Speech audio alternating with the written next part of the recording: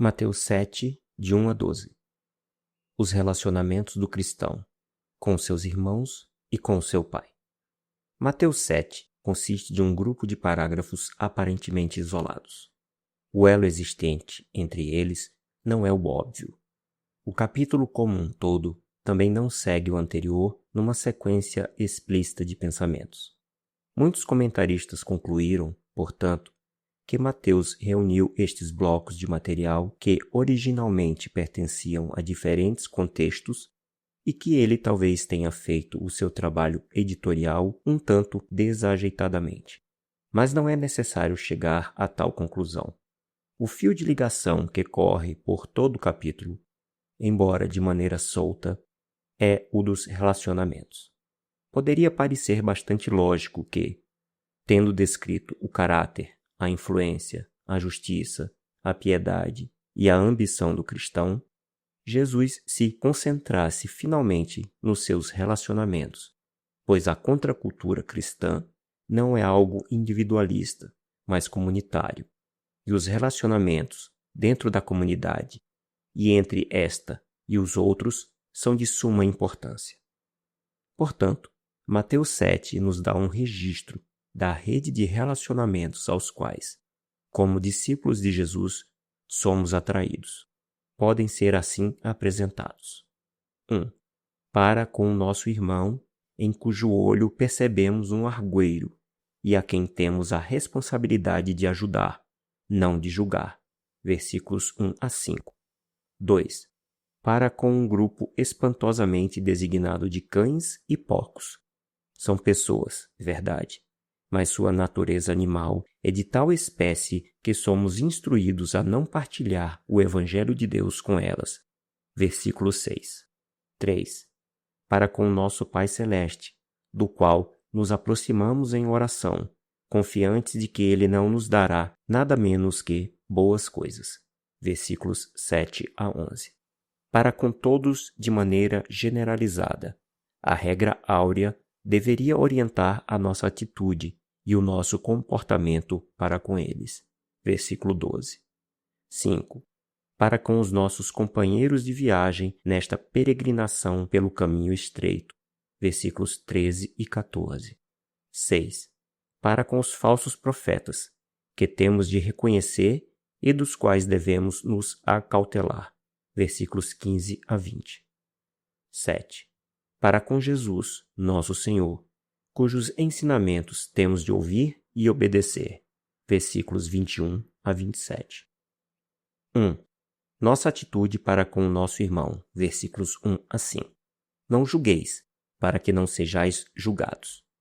Pois, com o critério com que julgardes, sereis julgados, e, com a medida com que tiverdes medido, vos medirão também. Porque vês tu o argueiro no olho do teu irmão, porém não reparas na trave que está no teu próprio? Ou, como dirás a teu irmão, deixa-me tirar o argueiro do teu olho, quando tens a trave no teu? Hipócrita, tira primeiro a trave do teu olho, e então verás claramente para tirar o argueiro do olho do teu irmão. Jesus não dá a entender que a comunidade cristã será perfeita. Pelo contrário, ele pressupõe que haverá contravenções, e estas darão lugar a tensões, a problemas de relacionamento. Na prática, como deveria um cristão se comportar para com um companheiro que agiu mal? Será que Jesus tem alguma instrução sobre a disciplina dentro da sua comunidade? Sim, em tal situação, ele proíbe duas alternativas e, então, aconselha a terceira, que é melhor, mais cristã. A.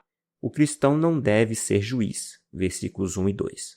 As palavras de Jesus, não julgueis para que não sejais julgados, são muito conhecidas, mas muito mal interpretadas. Para início de conversa, devemos rejeitar a crença de Tolstói, o qual, com base neste versículo, achava que Cristo proíbe totalmente a instituição de qualquer tribunal legal, e que ele não poderia querer dizer qualquer outra coisa com estas palavras. Página 331. Mas a proibição de Jesus não pode absolutamente significar isso que Tolstói tinha em mente, pois o contexto não se refere a juízes nos tribunais, mas sim à responsabilidade dos indivíduos uns para com os outros. Além disso, a injunção de Nosso Senhor para não julgar não pode ser entendida como uma ordem para suspendermos nossas faculdades críticas em relação a outras pessoas, ou fechar os olhos diante de suas faltas, fingindo não percebê-las, ou nos abstermos de toda crítica, recusando-nos a discernir entre a verdade e o erro, entre o bem e o mal. Como podemos ter certeza de que Jesus não estava se referindo a estas coisas? Em parte, porque não seria honesto comportar-se assim, mas seria hipocrisia, e sabemos, por esta e outras passagens, que ele ama a integridade e odeia a hipocrisia. Em parte, porque seria uma contradição da natureza do homem, o qual, criado à imagem de Deus, tem a capacidade de julgar valores. Em parte também, porque muitos dos ensinamentos de Cristo no Sermão do Monte baseiam-se na pressuposição de que usaremos, e realmente deveríamos usar, o nosso poder de crítica. Por exemplo, repetidas vezes ouvimos a sua convocação a sermos diferentes do mundo que nos rodeia, desenvolvendo uma justiça que exceda a dos fariseus, fazendo mais do que os outros no padrão de amor que adotamos, não sendo como os hipócritas em nossa piedade ou como os pagãos em nossa ambição. Mas como poderíamos obedecer a todos estes ensinamentos sem antes avaliar o comportamento dos outros e então nos assegurarmos de estar agindo de modo diferente, em um padrão mais elevado? Semelhantemente, em Mateus 7, esta mesma ordem de não julgar os outros é seguida quase imediatamente por duas outras ordens: evitar dar o que é santo aos cães ou pérolas aos porcos, versículo 6, e acautelar-se dos falsos profetas, versículo 15. Seria impossível obedecer a estas ordens sem usar a nossa capacidade de julgamento, pois, para determinar o nosso comportamento em relação aos cães, porcos e falsos profetas, primeiro precisamos ter a capacidade de reconhecê-los e, para isso, precisamos de algum discernimento. Se então Jesus não estava abolindo os tribunais legais, nem proibindo a crítica, o que quis dizer com não julgueis? Com outras palavras, não censurar. O discípulo de Jesus é um crítico, no sentido de usar o seu poder de discernimento, mas não um juiz, no sentido de censurar. A censura é um pecado composto que consiste de diversos ingredientes desagradáveis. Não significa avaliar as pessoas com discernimento, mas condená-las severamente. O crítico que julga os outros é um descobridor de erros, num processo negativo e destrutivo para com as outras pessoas, e adora viver à procura de falhas nos outros. Imagina as piores intenções nas pessoas, joga água fria nos seus planos e é inexorável quanto aos erros delas. Pior do que isso, censurar é assumir o papel de juiz, reivindicando assim a competência e a autoridade de fazer um julgamento de seu próximo. Mas, se eu o fizer, estarei colocando a mim e aos meus companheiros numa posição errada? Pois desde quando são eles meus servos, subordinados a mim? E desde quando sou eu seu senhor e juiz? Como Paulo escreveu aos Romanos, aplicando a verdade de Mateus 7:1 à sua situação. Quem és tu que julgas o servo alheio? Para o seu próprio senhor está de pé ou cai. 14:4. Paulo também aplicou a mesma verdade a si mesmo quando se encontrou rodeado de difamadores hostis. Pois quem me julga é o Senhor. Portanto, nada julgueis antes do tempo, até que venha o Senhor, o qual não somente trará à plena luz as coisas ocultas das trevas, mas também manifestará os desígnios dos corações. 1 Coríntios 4:4-5. O ponto simples, mas vital que Paulo está apresentando nestes versículos é que o homem não é Deus. Nenhum ser humano está qualificado a ser o juiz de outros seres humanos, pois não podemos ler os corações dos outros nem avaliar os seus motivos. Condenar é atrever-se a agir como se fosse o dia do juízo, usurpando a prerrogativa do divino juiz. Na verdade, é brincar de Deus. Não só não devemos julgar, como nos encontramos entre os julgados, e seremos julgados com muito maior severidade se nos atrevermos a julgar os outros. Não julgueis para que não sejais julgados, pois com o critério com que julgardes, sereis julgados, e com a medida com que tiverdes medido vos medirão também. A exposição dos princípios está clara. Se assumimos a posição de juízes, não podemos invocar a ignorância da lei que estamos reivindicando ser capazes de administrar aos outros. Se gostamos de ocupar a cátedra, não devemos ficar surpresos ao nos encontrarmos no banco dos réus. Como Paulo explicou, portanto, és indesculpável quando julgas, ó homem, quem quer que sejas, porque no julgar a outro, a ti mesmo te condenas, pois praticas as próprias coisas que condenas. Romanos 2:1 e conforme Tiago 3:1. Resumindo, a ordem de não julgar não é uma exigência para sermos cegos, mas antes uma exortação a sermos generosos. Jesus não nos diz que deixemos de ser homens, deixando de lado o poder crítico que nos distingue dos animais, mas que renunciemos à ambição presunçosa de sermos Deus, colocando-nos na posição de juízes. B. O cristão não deve ser hipócrita, versículos 3 e 4. Porque vês tu o argueiro no olho de teu irmão, porém não reparas na trave que está no teu próprio? Ou como dirás a teu irmão, deixa-me tirar o argueiro do teu olho, quando tens a trave no teu? Agora Jesus conta a sua pequena e fabulosa parábola sobre o corpo estranho nos olhos das pessoas. Partículas de pó de um lado e traves ou toras de outro. James Moffat chamou-os de lasca e tábua. Primeiro, Jesus denunciou nossa hipocrisia para com Deus, isto é, a nossa prática de piedade diante dos homens para sermos vistos por eles. Agora, ele denuncia a nossa hipocrisia em relação aos outros, isto é, interferindo em seus pecadilhos, enquanto deixamos de resolver as nossas próprias faltas mais sérias. Eis aqui um outro motivo por que não temos capacidade para sermos juízes. Não apenas somos seres humanos falíveis, o que não ocorre com Deus, mas também somos seres humanos decaídos. Todos nós nos tornamos pecadores com a queda. Portanto, não estamos em posição de julgar outros pecadores iguais a nós. Estamos desqualificados para a cátedra de juiz. A figura de uma pessoa lutando na delicada operação de remover um cisco do olho de um amigo, enquanto uma imensa tábua em seu próprio olho impede totalmente a sua visão, é ridícula ao extremo.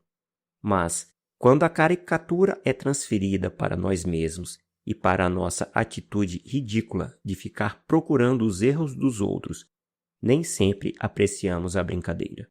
Temos uma tendência fatal de exagerar as faltas dos outros e diminuir a gravidade das nossas. Achamos impossível, quando nos comparamos com os outros, permanecer estritamente objetivos e imparciais. Pelo contrário, temos uma visão rósea de nós mesmos e uma deformada dos outros. Na verdade, o que geralmente acontece é que vemos nossas faltas nos outros e os julgamos vicariamente. Desse modo, experimentamos o prazer da justiça própria sem a dor do arrependimento. Portanto, hipócrita. Versículo 5. Aqui é uma expressão-chave. Pior ainda, esta espécie de hipocrisia é a mais desagradável porque, tendo até a aparência de bondade, tirar um cisco do olho de alguém, transforma-se em um meio de inflar o nosso próprio ego. A condenação, escreve A.B. Bruce, é o vício farisaico de exaltarmos-nos amesquinhando os outros, um modo muito baixo de obter superioridade moral. Página 128. A parábola do fariseu e do publicano foi o comentário de Nosso Senhor sobre esta perversidade. Ele a contou a alguns que confiavam em si mesmos por se considerarem justos e desprezavam os outros. Lucas 18:9. O fariseu fez uma comparação odiosa e incorreta, engrandecendo sua própria virtude e os erros do publicano. O que nós deveríamos fazer é aplicar a nós mesmos um padrão pelo menos tão estrito e crítico como aquele que aplicamos aos outros. Porque, se nos julgássemos a nós mesmos, não seríamos julgados. 1 Coríntios 11:31. Escreveu Paulo. Não só escaparíamos do julgamento divino, mas também estaríamos em condição de ajudar com humildade e amabilidade ao irmão que está em erro. Tendo removido antes a trave de nosso próprio olho, veríamos claramente como remover o cisco do olho dele. C. O cristão deve antes ser um irmão. Versículo 5. Hipócrita, tira primeiro a trave do teu olho, e então verás claramente para tirar o argueiro do olho de teu irmão. Algumas pessoas supõem que, na parábola dos corpos estranhos, Jesus estivesse proibindo-nos de agir como oculistas morais e espirituais que interferem nos olhos dos outros e dizendo-nos que tratássemos de nossa própria vida. Mas não é assim. O fato da condenação e da hipocrisia serem proibidas não nos isenta da responsabilidade de irmãos, uns para com os outros. Pelo contrário, Jesus mais tarde ensinaria que, se nosso irmão pecar contra nós, a nossa primeira obrigação, embora geralmente negligenciada, é de arguí-lo entre ti e ele só. Mateus 18:15. A mesma obrigação é colocada sobre nós aqui. Na verdade, em determinadas circunstâncias, somos proibidos de interferir, isto é, quando há um corpo estranho muito maior em nosso próprio olho e não o tenhamos removido. Mas, em outras circunstâncias, Jesus realmente nos ordena que reprovemos e corrijamos nosso irmão. Depois de resolver o problema com o nosso próprio olho, podemos ver claramente e mexer no olho do outro. Uma sujeirinha no olho dele é chamada, afinal de contas, e muito corretamente, de corpo estranho. Não pertence ao olho. Sempre será estranho, geralmente doloroso e às vezes perigoso. Deixá-lo ali, sem nenhuma tentativa de remoção, dificilmente seria coerente com o nosso amor fraternal. Nosso dever cristão, então, não é de ver o argueiro no olho do nosso irmão, enquanto, ao mesmo tempo, não reparamos na trave, versículo 3, no nosso próprio olho. E, muito menos, dizer ao nosso irmão, deixe-me tirar o argueiro do teu olho, enquanto ainda não retiramos a trave de nosso próprio olho. Versículo 4. Mas, antes, tirar primeiro a trave de nosso próprio olho, para que com a claridade de visão resultante, possamos tirar o argueiro do olho de nosso irmão. Versículo 5. Novamente se evidencia que Jesus não está condenando a crítica propriamente dita, mas, antes, a crítica desvinculada de uma concomitante autocrítica. Não a correção propriamente dita, mas, antes, corrigir os outros quando nós mesmos ainda não nos corrigimos. O padrão de Jesus para os relacionamentos na contracultura cristã é alto e sadio.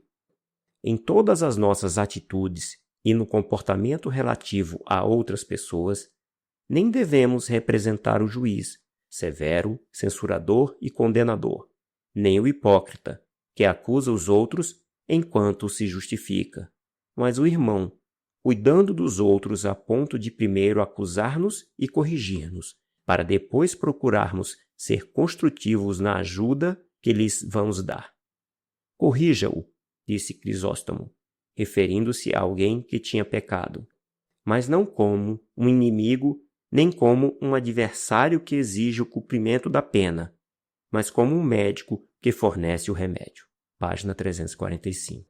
E, ainda mais, como um irmão amoroso e ansioso em salvar e restaurar. Precisamos ser tão críticos conosco como somos geralmente com os outros, e tão generosos com os outros como sempre somos conosco. Assim, cumpriremos a regra áurea que Jesus nos dá no versículo 12 e agiremos em relação aos outros como gostaríamos que eles fizessem conosco. 2. Nossa atitude para com os cães e os porcos. Versículo 6. Não deis aos cães o que é santo, nem lanceis ante os porcos as vossas pérolas, para que não as pisem com os pés e, voltando-se, vos dilacerem. À primeira vista, parece uma linguagem chocante nos lábios de Jesus, especialmente no Sermão do Monte, logo após o seu apelo ao comportamento fraternal construtivo. Mas Jesus sempre chamou o boi pelo nome.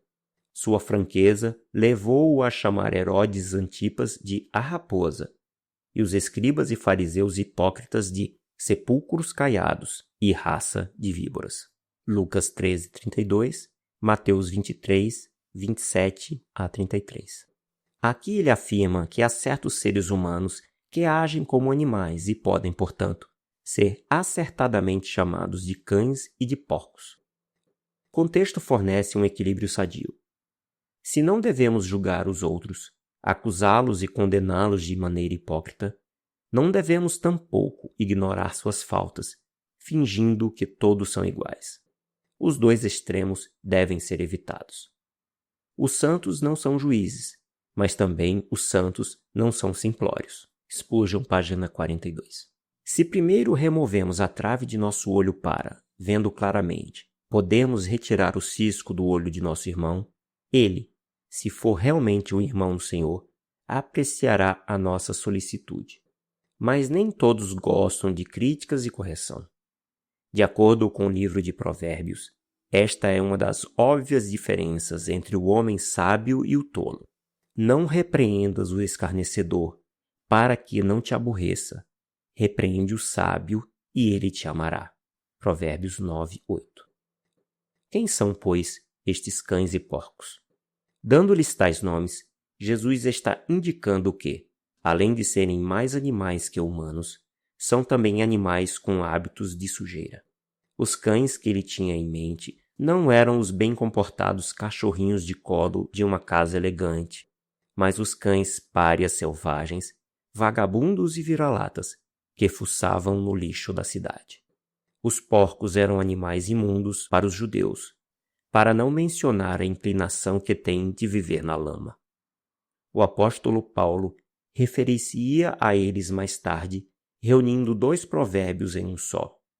O cão voltou ao seu próprio vômito e a porca lavada voltou a revolver-se no lamaçal. 2 Pedro 2:22.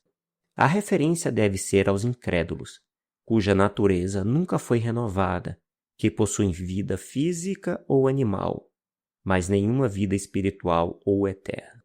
Lembremos-nos também de que os judeus chamavam os gentios de cães, conforme Mateus 15:26-27, Filipenses 3:2 e Apocalipse 22:15.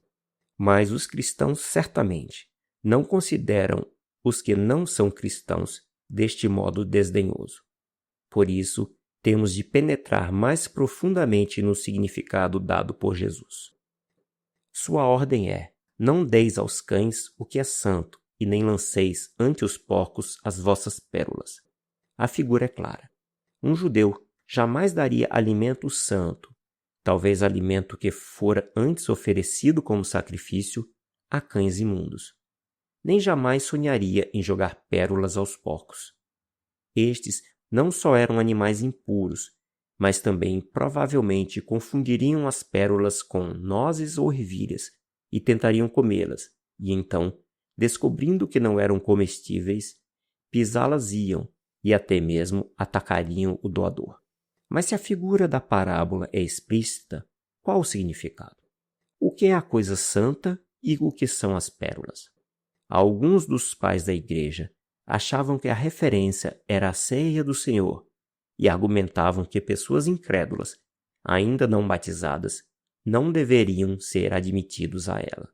Por exemplo, o capítulo 9 da Didaquê Provavelmente um primitivo documento do segundo século incluiu esta instrução: não se permita que comam ou bebam de vossa Eucaristia, a não ser aqueles que foram batizados no nome do Senhor, pois com referência a isto também o Senhor disse: não deis o que é santo aos cães. Embora estivessem certos neste ensinamento, é extremamente duvidoso que Jesus tenha pensado nisso.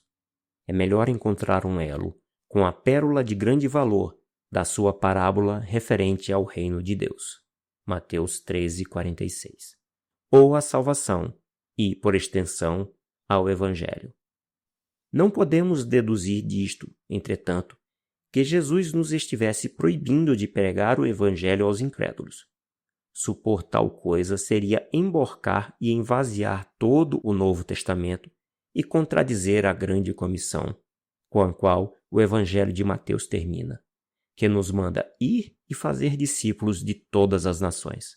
Os calvinistas extremos não podem usar isto como argumento contra a evangelização, pois o próprio Calvino insistia que é dever nosso apresentar a doutrina da salvação indiscriminadamente a todos. Página 349. Portanto, os cães e porcos com os quais estamos proibidos de partilhar as pérolas do Evangelho não são simplesmente os incrédulos. Devem ser, antes, aqueles que tiveram ampla oportunidade de ouvir e aceitar as boas novas, mas que, determinadamente e até mesmo provocadoramente, as rejeitaram. É preciso entender, escreveu Calvino com sabedoria, que cães e porcos são nomes que foram dados, não a toda espécie de homens debochados, ou àqueles que são destituídos do temor de Deus e da verdadeira piedade, mas àqueles que, através de evidências claras, manifestaram um desrespeito obstinado para com Deus, de modo que sua condição parece ser incurável. Página 349. Crisóstomo usa uma expressão semelhante, identificando os cães com pessoas que vivem em impiedade incurável. Página 348. E, nos dias de hoje, o professor Jeremias definiu-os como tendo aqueles que totalmente se entregaram a caminhos depravados. Jesus, Promise to the Nations, 1953, página 20. O fato é que persistir em oferecer o Evangelho a essas pessoas, além de um determinado ponto, é provocar sua rejeição com desprezo e até mesmo com blasfêmias. Jesus aplicou o mesmo princípio ao ministério dos 12 quando os comissionou, antes de enviá-los em sua primeira missão. Ele os advertiu que, em cada cidade e casa que entrassem, embora algumas pessoas fossem receptivas e dignas, outras não seriam receptivas e seriam indignas. Se alguém não vos receber, nem ouvir as vossas palavras, ao saídes daquela casa ou daquela cidade, prosseguiu, sacudi o pó dos vossos pés. Mateus 10:14, Lucas 10:10 e 11.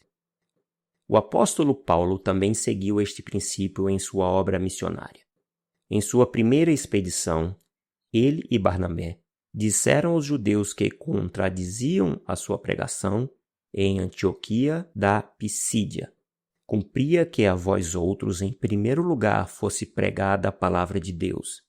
Mas, posto que a rejeitais e a vós mesmos vos julgais indignos da vida eterna, eis aí que nos volvemos para os gentios. E quando os judeus incitaram os líderes da cidade a que os expulsassem, Paulo e Barnabé, sacudindo contra eles o pó de seus pés, partiram para Icônio. Atos 13, 44 a 51. Quase o mesmo aconteceu em Corinto na segunda viagem missionária. Quando os judeus lhe opuseram e o injuriaram, sacudiu Paulo as vestes e lhes disse: sobre a vossa cabeça o vosso sangue, eu dele estou limpo, e desde agora vou para os gentios. Atos 18, 5 a 6. Pela terceira vez, Paulo reagiu da mesma maneira quando em Roma os líderes judeus rejeitaram o evangelho. Tomai, pois, conhecimento, disse, de que esta salvação de Deus foi enviada aos gentios e eles a ouvirão. Atos 28, 17 a 28. Nosso testemunho cristão e pregação evangelística não devem, portanto, ser totalmente indiscriminados. Se as pessoas tiverem muita oportunidade de ouvir a verdade, mas não a aceitarem, se elas obstinadamente voltam suas costas a Cristo, se, em outras palavras, elas se colocam na categoria de cães e porcos, não devemos continuar pregando-lhes indefinidamente, pois assim estaremos amesquinhando o Evangelho de Deus e permitindo que ele seja espezinhado. Pode alguma coisa ser mais depravada do que confundir a preciosa pérola de Deus com uma coisa sem valor e praticamente pisoteá-la na lama? Ao mesmo tempo, desistir das pessoas é um passo muito sério. Eu me lembro de apenas uma ou duas ocasiões em minha experiência quando senti que deveria fazê-lo. Este ensinamento de Jesus é apenas para situações excepcionais. Nosso dever cristão normal é ser paciente e perseverar com as pessoas, como Deus pacientemente perseverou conosco. 3. Nossa atitude para com o nosso Pai Celeste. Versículos 7 a 11. Pedi e dá-se-vos-á. Buscai e achareis. Batei e abre-se-vos-á. Pois todo o que pede recebe, o que busca encontra, e a quem bate abre-se-lhe-á. O qual dentre vós é o homem que, se porventura o filho lhe pedir pão, lhe dará pedra? Ou, se lhe pedir peixe, lhe dará uma cobra? Ora, se vós, que sois maus, sabeis dar boas dádivas aos vossos filhos, quanto mais vosso Pai, que está nos céus, dará boas coisas aos que lhe pedirem? Parece natural que Jesus tenha passado de nosso relacionamento com os homens para nosso relacionamento com o Pai Celeste, principalmente porque o nosso dever cristão para com Ele, não julgá-los, não lançar pérolas aos porcos e ser prestativos sem ser hipócritas, é por demais difícil sem a graça divina. O que Jesus promete? Esta passagem não é a primeira instrução sobre a oração no Sermão do Monte. Jesus já nos advertiu contra a hipocrisia dos fariseus e o formalismo dos pagãos, e nos deu o seu próprio modelo de oração. Agora, entretanto, ativamente nos incentiva a orar, dando-nos algumas grandes promessas de sua graça. Pois nada é melhor para nos levar à oração do que a convicção plena de que seremos ouvidos. Calvino, página 351. Ou então, ele sabe que somos tímidos e acanhados, que nos sentimos indignos e inaptos para apresentar nossas necessidades a Deus. Pensamos que Deus é tão grande e nós tão pequeninos que não nos atrevemos a orar. Foi por isso que Cristo quis desviar-nos de pensamentos tão tímidos, remover nossas dúvidas e fazer-nos avançar confiante e ousadamente. Lutero, página 234. Jesus procura imprimir suas promessas em nossa mente e memória através dos golpes do martelo da repetição. Primeiro, suas promessas vêm ligadas a ordens diretas. Pedi, buscai, batei. Versículo 7. Talvez tenham sido deliberadamente colocadas em escala ascendente de insistência. Richard Glover sugere que uma criança, estando a sua mãe perto e visível, pede. Caso contrário, ela busca, enquanto que, se a mãe estiver inacessível no seu quarto, ela bate. Página 70. Seja como for, todos os três verbos estão no presente do imperativo e indicam a persistência com a qual devemos fazer nossos pedidos conhecidos a Deus. Em segundo lugar, as promessas foram expressas em declarações universais, pois todo o que pede recebe, o que busca encontra, e a quem bate, abre-se-lhes-á. Versículo 8. Terceiro, Jesus exemplifica suas promessas através de uma singela parábola, versículos 9 a 11. Ele imagina uma situação com a qual todos os seus ouvintes devem estar familiarizados isto é, uma criança achegando-se a seu pai com um pedido. Se ela lhe pede um pedaço de pão, receberá por acaso alguma coisa parecida com pão, mas na realidade nocivamente diferente? Por exemplo, uma pedra em lugar de pão ou uma cobra em lugar de um peixe? Isto é, se a criança pede alguma coisa sadia para comer, pão ou peixe, receberia alguma coisa prejudicial que não pode ser comida, uma pedra, ou perniciosa, uma cobra venenosa? Claro que não. Os pais, ainda que sejamos maus, isto é, egoístas por natureza, amam os seus filhos e lhes dão boas dádivas. Observe que Jesus aqui admite, e até mesmo declara, ser o pecado inerente à natureza humana. Ao mesmo tempo, ele não nega que os homens maus sejam capazes de fazer o bem.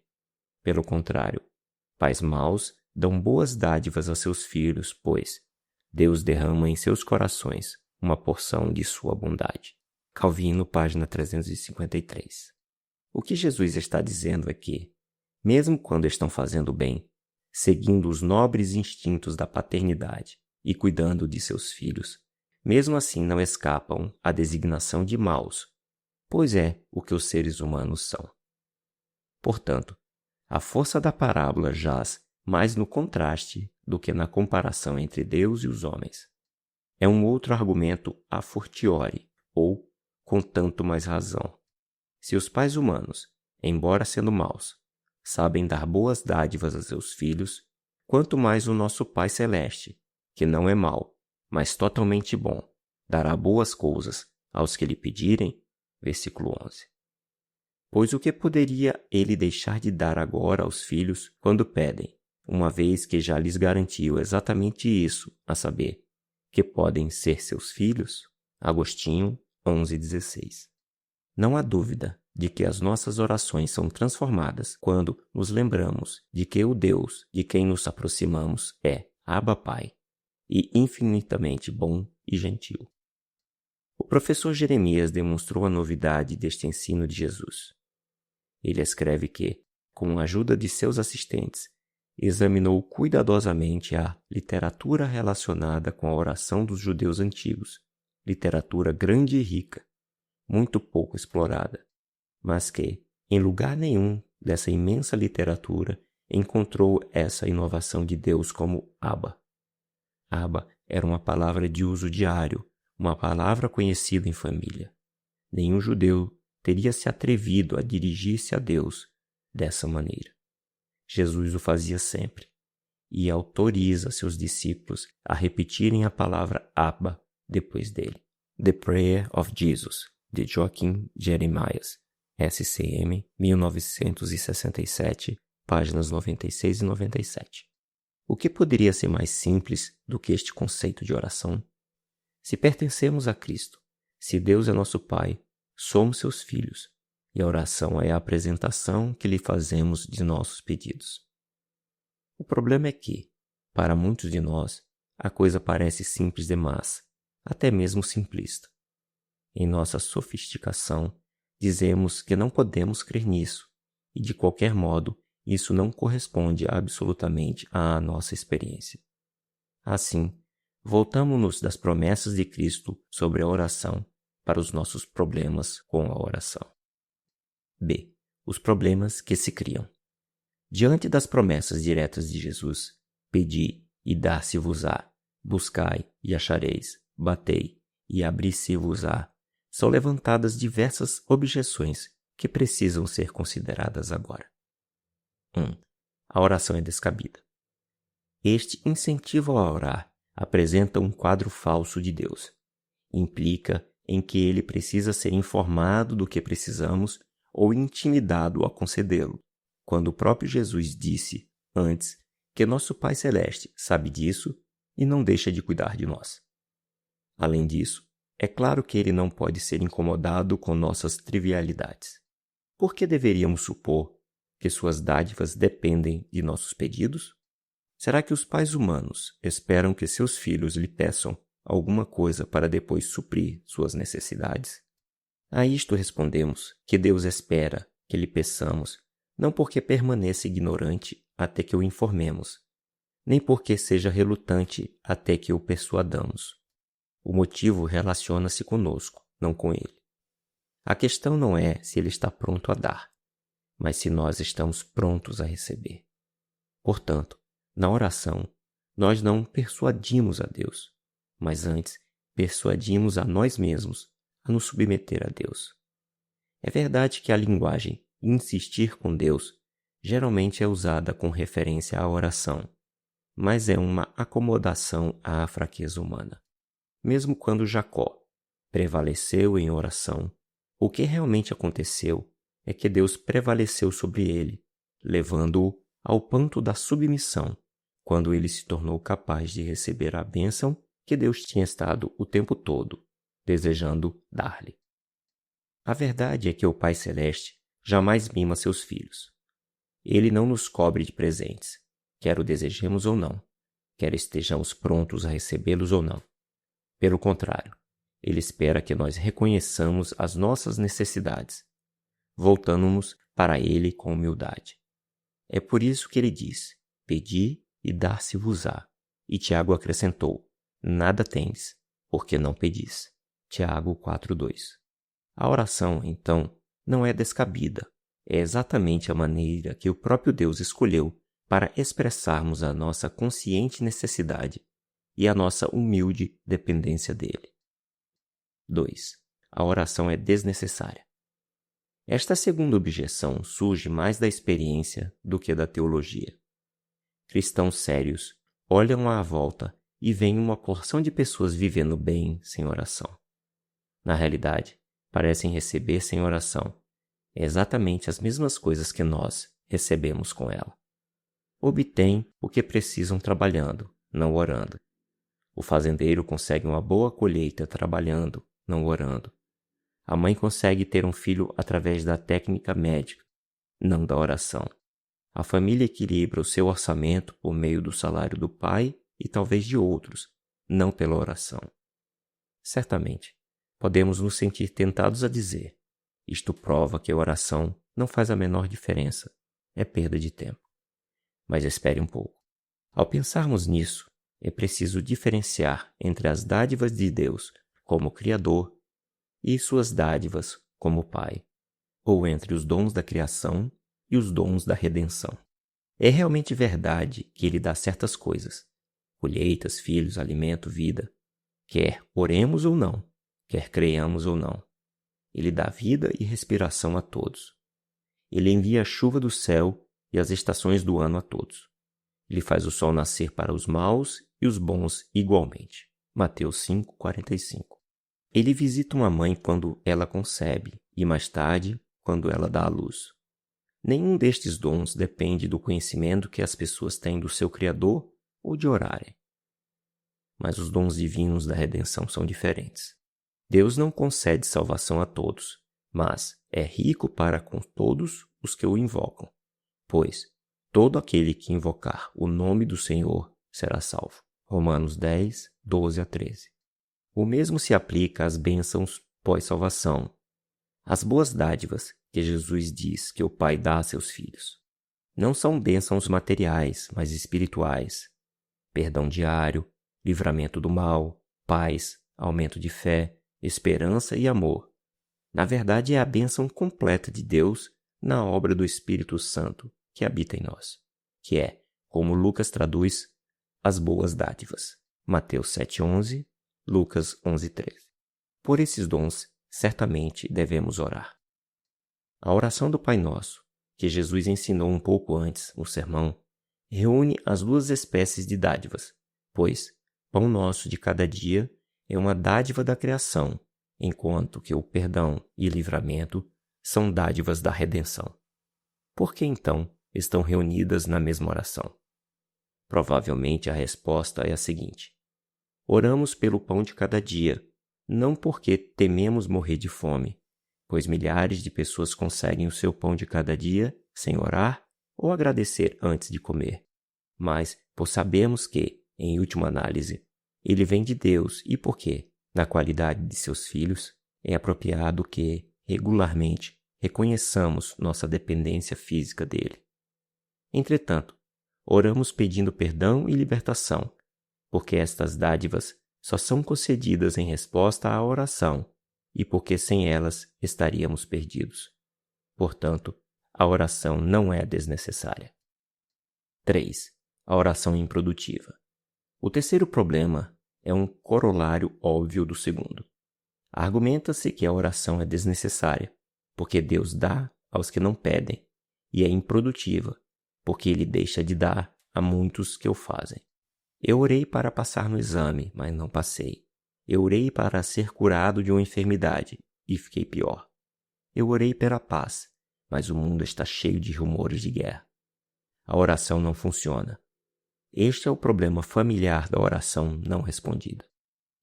A melhor forma de resolver este problema é lembrar que as promessas de Jesus no Sermão do Monte não são incondicionais. Um pouco de meditação e ficaremos convencidos disso.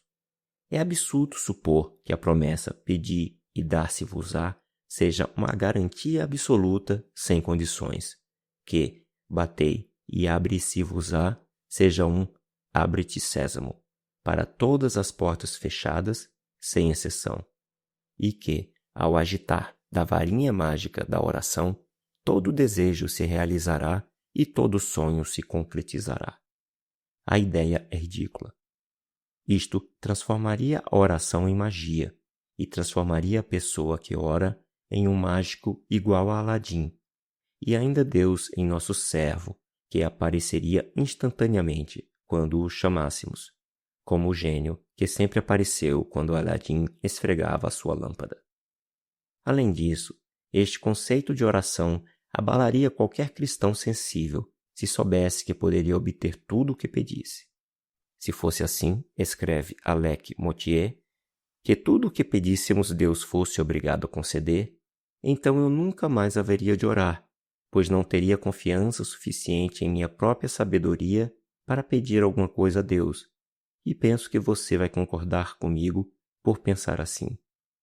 Seria um fardo intolerável para a frágil sabedoria humana se, através de suas promessas relacionadas com a oração, Deus estivesse obrigado a conceder tudo o que pedimos, quando o pedimos e exatamente nos termos em que pedimos. Como poderíamos aguentar um fardo desses? Studies in the Epistle of James, de Alec Mottier, New Mildmay Press, 1968, página 88. Talvez pudéssemos apresentar o assunto assim. Sendo bom, nosso Pai Celeste só concede boas dádivas a seus filhos. Sendo sábio, ele sabe quais dádivas são boas e quais não são. Acabamos de ouvir que Jesus disse que os pais humanos nunca dariam uma pedra ou uma cobra a seus filhos quando estes lhe pedirem pão ou peixe. Mas, e se os filhos, devido à ignorância ou loucura, realmente lhes pedissem uma pedra ou uma cobra? O que fariam? Duvidamos que até mesmo um pai extremamente irresponsável atendesse ao pedido de seu filho, mas a grande maioria dos pais seria bastante sábia e amorosa para não atender. Certamente, nosso Pai Celeste jamais nos daria alguma coisa que pudesse nos prejudicar, ainda que a pedíssemos com urgência e insistência, pelo simples motivo de Ele dar a seus filhos boas dádivas. Portanto, se pedimos coisas boas, Ele nos dá. Se pedimos coisas que não são boas em si mesmas, ou não são boas para nós ou para outras pessoas, direta ou indiretamente, imediata ou posteriormente, Ele nos nega. E somente Ele sabe a diferença. Podemos agradecer a Deus porque o seu atendimento às nossas necessidades é condicional. Não depende apenas de pedir, buscar e bater, mas também de se o que desejamos, pedindo, buscando e batendo, é bom. Graças a Deus, porque Ele atende a oração. Graças a Deus, que às vezes também não atende. Dou graças a Deus, escreve o Dr. Lloyd Jones, que Ele não esteja pronto a conceder tudo que eu possa lhe pedir. Estou profundamente grato a Deus por não me conceder certas coisas que lhe peço e por fechar determinadas portas na minha cara. Página 513. C. as lições que aprendemos. A oração parece ser uma coisa muito simples, quando Jesus fala sobre ela. Simplesmente pedi, buscai, batei. E, em qualquer caso, receberemos a resposta. Não obstante, é uma simplicidade ilusória.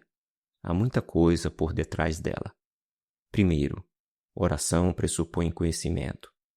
Considerando que Deus só concede dádivas de acordo com a sua vontade, temos de esmerar-nos em descobri-la, pela meditação nas Escrituras e pelo exercício da mente cristã disciplinada nessa meditação. Segundo, oração pressupõe fé. Uma coisa é conhecer a vontade de Deus, outra é nos humilharmos diante dele e expressarmos a nossa confiança em que ele é capaz de executar a sua vontade. Terceiro, oração pressupõe desejo. Podemos conhecer a vontade de Deus e crer que ele pode executá-la, e ainda assim não desejá-la. A oração é o principal meio ordenado por Deus para a expressão de nossos mais profundos desejos, conforme Romanos 10:1. E por isso que a ordem de pedir, buscar, bater está no imperativo presente e em escala ascendente para desafio de nossa perseverança. Assim, antes de pedir, precisamos saber o que pedir e se está de acordo com a vontade de Deus. Temos de crer que Deus pode concedê-lo e precisamos genuinamente desejar recebê-lo. Então, as graciosas promessas de Jesus se realizarão. 4. Nossa atitude para com todos os homens. Versículo 12. Tudo quanto, pois, quereis que os homens vos façam, assim fazei-o vós também a eles, porque esta é a lei e os profetas. A lógica do pois, ou portanto, ou com o qual este versículo começa, não está clara. Talvez se refira ao versículo anterior e signifique que, se Deus é bom para com todos que o buscam em oração, seus filhos devem ser igualmente bons para com todos. Ou talvez se refira à verdade anterior, à ordem não julgueis, e esteja retomando o argumento subjacente contra a condenação e a hipocrisia. Em qualquer caso, parece que Jesus enunciou este princípio em diferentes ocasiões e em diferentes contextos, pois, na versão do sermão feita por Lucas, vem imediatamente após os 3 pequenos camafeus que ilustravam o mandato de amar os nossos inimigos. Lucas 6:31. Certamente, tal amor é inatingível, a não ser pela graça de Deus. É, na verdade, o seu próprio amor e é uma das boas dádivas que ele nos dá através do seu Espírito Santo em resposta às nossas orações. Versículo 11 é igual a Lucas 11:13. Diversos comentaristas têm discutido o fato de a regra áurea se encontrar de forma semelhante, ainda que sempre negativa em outros lugares.